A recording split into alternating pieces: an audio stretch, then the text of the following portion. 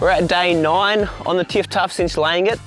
It's looking pretty good. Colours come back quite a lot. A couple of areas that are still recovering, but they are recovering. But today we're going to help that out with some liquid fertiliser, wetting agent.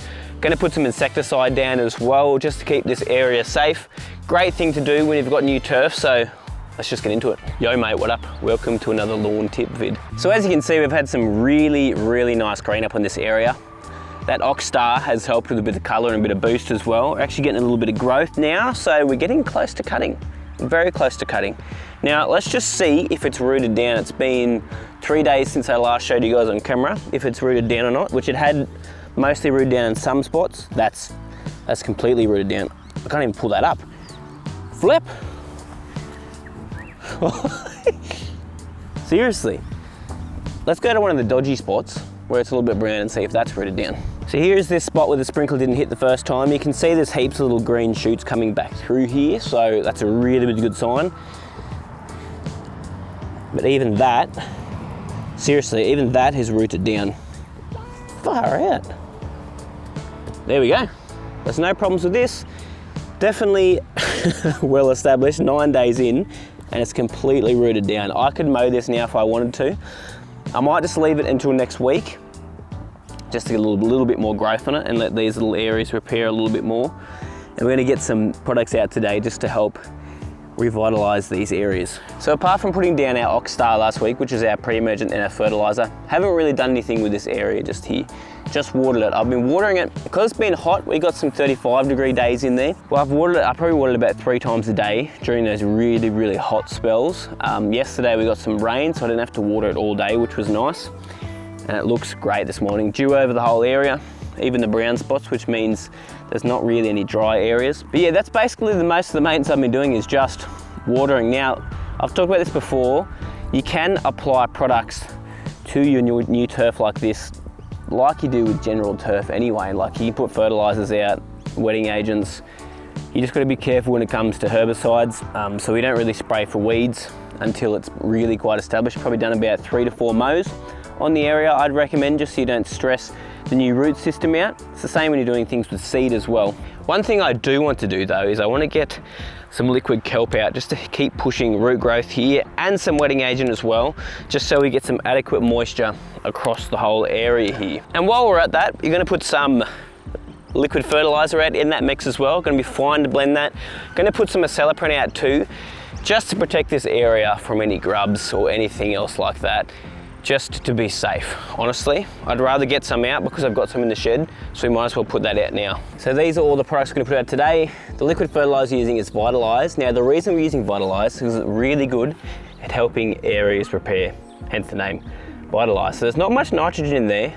It's only 1.2%, then a bit of potassium. We've got 1.4% of that, and then 0.1% of phosphorus. It's all the microbes in here and the beneficial bacteria that's actually going to help with the repair on that area. Great to pair with fungicides and stuff as well when you're trying to get places to come back. But I'm going to use this at the higher rate today, 400 ml per 100 square meters. We're just going to mix with all this stuff. It won't be a problem. Got survival for our liquid kelp, help with our root growth.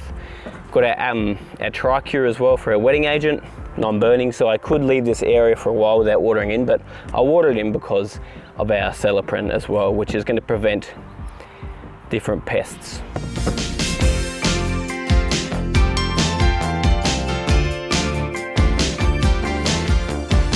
So all the products mixed up, so I'm only going to go over this area once because it is such a large area, otherwise I'd be filling up the tank twice, stuffing around with it. Generally I recommend you guys go over areas twice, but I've done this before when I was getting rid of the stuff that was in here before we put the turf down with this sprayer, and you can get over it just once perfectly with the whole tank filled up. So let's just run over it, and then we're going to get the water on afterwards as well.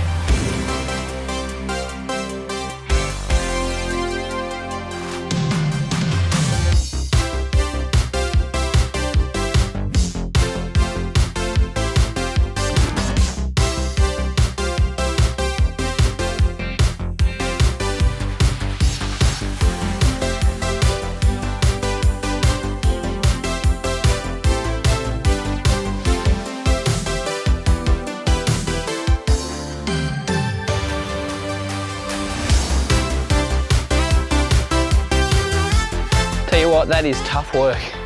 Ooh, bit of a slope there. We've got it out pretty much perfect with the amount of product I put in there. A little bit extra left at the end, so I just went around the outside, so I can just back it down probably to 65 litres of water in there with one pass. Good thing is it was a little bit dewy, so I could see exactly where I was spraying, which is when I'll be tending to do it out here, is when it's a little bit dewy outside, just so I can see exactly where the product goes, because it's easy to miss. Or I could use the foamer that's on that BA Pumps Greenkeeper as well. The green is also responding really well to that reinstate fertiliser we put out the other day. Had a little bit of rain as well, which really does help in that situation. But it just looks a lot healthier, even dew across the area, which it wasn't like that before.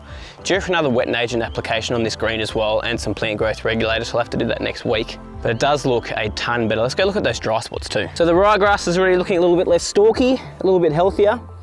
As we can see, doesn't have that brown cast look to it anymore. Starting to even out in colour, which is great. It's been, oh, how many days has it been since I put that fertiliser down? 4 days, so it's kicked in. And the green's actually starting to grow as well, so I need to get a cut on here today. Starting to get some growth back in the green, which is nice. A little bit of colour kicking back in as well, which is awesome. Good to see. Now these were the brown spots. They still look pretty nasty, let's be honest. But there is new shoots, these are definitely new shoots, coming up in the middle there. A couple in this area here as well. This may not come back, we'll see. We will see if this does come back. I'll keep you guys updated on this, but I did get quite a lot of dye out in there. Oh no, there's even more shoots down lower. I think it'll be fine. Just out of the dam, I was trying to find some fish. Remember those fish I put in there? I think it was silver perch I put in here. Yeah, it was. Haven't seen one. I know they're in there. There's just a ton of like weeds in there, which I probably need to clean out at some point.